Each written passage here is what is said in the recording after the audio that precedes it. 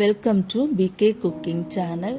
இன்னைக்கு ரொம்ப டேஸ்டியான பீஃப் குழம்பு தான் செஞ்சுருக்கேன். ரொம்ப சுவையாக இருக்கும். கண்டிப்பாக நீங்கள் உங்கள் வீட்டில் ட்ரை பண்ணி பாருங்கள்.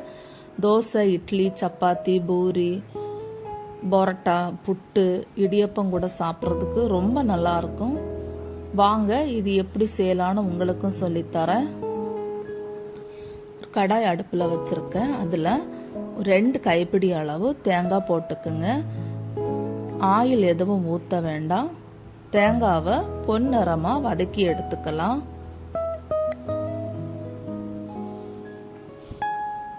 இப்போ தேங்காய் கொஞ்சம் கலர் மாறிடுச்சு. இந்த ஸ்டேஜில் 2 ஸ்பூன் மிளகாய்த்தூள், 1/4 டீஸ்பூன் மஞ்சள் தூள், 2.5 டீஸ்பூன் தனியாத்தூள்,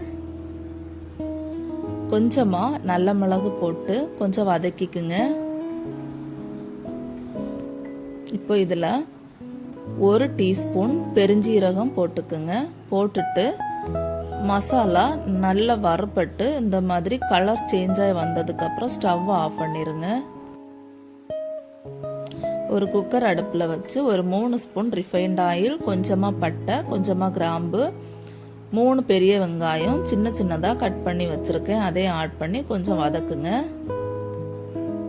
இப்போ வெங்காயம் கொஞ்சம் வதங்கிருச்சு. ஒரு பச்சை மிளகாவை இந்த மாதிரி கீறி போட்டுக்குங்க. தேவையான அளவு கொஞ்சம் கருவேப்பிலையும் போட்டு 1.5 டீஸ்பூன் இஞ்சி பூண்டு ஆட் பண்ணுறேன். இஞ்சி பூண்டோட பச்சை ஸ்மெல் போகிற வரைக்கும் கொஞ்சம் நல்லா வதக்கி விடுங்க.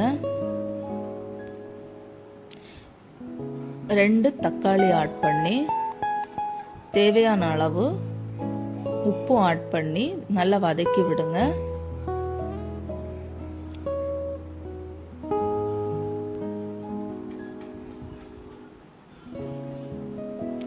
இப்போ இதில் ஏற்கனவே நம்ம வறுத்து வச்ச மசாலாவை ஃபைன் பேஸ்ட்டாக அரைச்சி வச்சுருந்தேன். அதை ஆட் பண்ணுறேன்.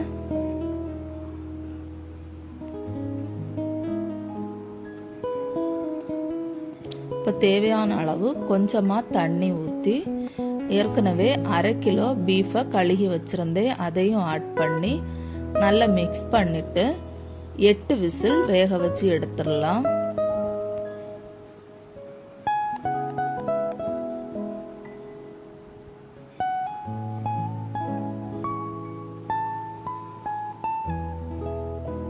நல்லா மிக்ஸ் பண்ணி விட்டுட்டு குக்கரை மூடி 8 விசில் வச்சிருங்க.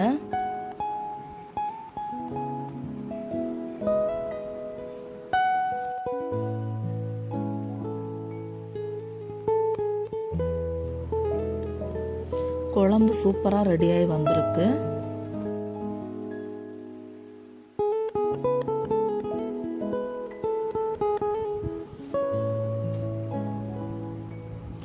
உப்பு கரெக்டாக இருக்குன்னு பார்த்துட்டு உப்பு தேவைன்னா உப்பு ஆட் பண்ணிக்கோங்க.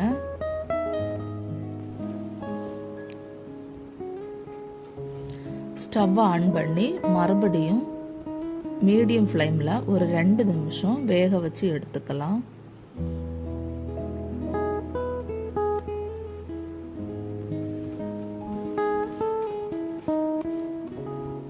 இப்போ குழம்பு ரெடி ஆயிடுச்சு. கடைசியாக கொஞ்சமாக மல்லி இலை தூவி